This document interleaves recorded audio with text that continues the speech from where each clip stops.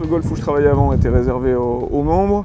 Le golf qui est pas très loin d'ici, avec qui on travaille bien, on s'entend bien, c'est le golf de Beauvallon. Ça reste une structure un peu particulière parce qu'il n'y a pas de practice sur le site. Donc c'était important de créer une structure ouverte à tous, pas chère, avec une vraie zone d'entraînement et où on se sente finalement assez à l'aise pour venir jouer.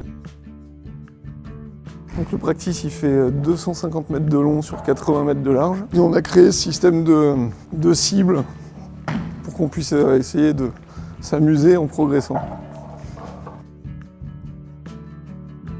Donc sur cette zone d'approche, on a le rough qui est en synthétique, le fairway. Et moi je trouve que ce qui est génial, c'est que finalement on a la vraie sensation d'un beau parcours de golf et en même temps on a l'avantage d'avoir la permissivité d'un tapis de practice. C'est-à-dire que si je touche un peu le sol avant la balle, je ne vais pas prendre un énorme divot, mon club ne va pas se bloquer et donc je vais quand même réussir à faire décoller la balle. Et ça c'est un vrai avantage pour les joueurs débutants, les non-initiés. On peut essayer finalement de vite progresser sur cette structure. On a les non-golfeurs, les non-initiés qui viennent et ça c'est une tranche d'âge qu'on n'imaginait pas forcément avoir, c'est les 18-35 ans, qui est une tranche visée par la fédération pour redévelopper le nombre de licenciés. On attaque notre parcours pitch and putt.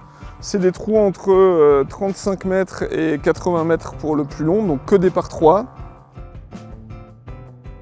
L'idée, c'est toujours le golf ludique, ça s'adresse à des gens soit qui veulent s'entraîner pour les petits coups, on va dire le wedging, soit bien entendu à des gens qui n'ont jamais joué, à des non-initiés. Donc on a toujours essayé d'avoir un départ qui restait à peu près dans l'axe du trou.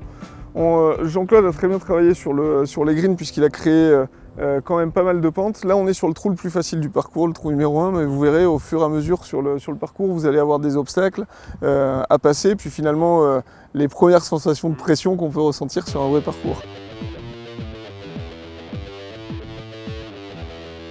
L'idée c'était quand même de proposer des greens qui étaient assez rapides et qui gardaient cette vitesse toute l'année. Donc on est sur des greens qui restent rapides, on est à 3,50 m, c'est pas rien. C'est une qualité de green de bon tournoi, mais je pense que c'est important d'apprendre aussi à jouer au golf dans ces conditions-là et pas que sur des herbes assez élevées. Exactement la même sensation au niveau de la roule. Au niveau de l'accroche sur le green, même sensation. Je ne sais pas si vous l'avez vu sur le coup de tout à l'heure, mais on a une balle qui s'arrête assez vite quand on la touche bien. Quand on la touche mal, elle roule. Je dirais que la seule vraie différence, c'est la lecture des pentes.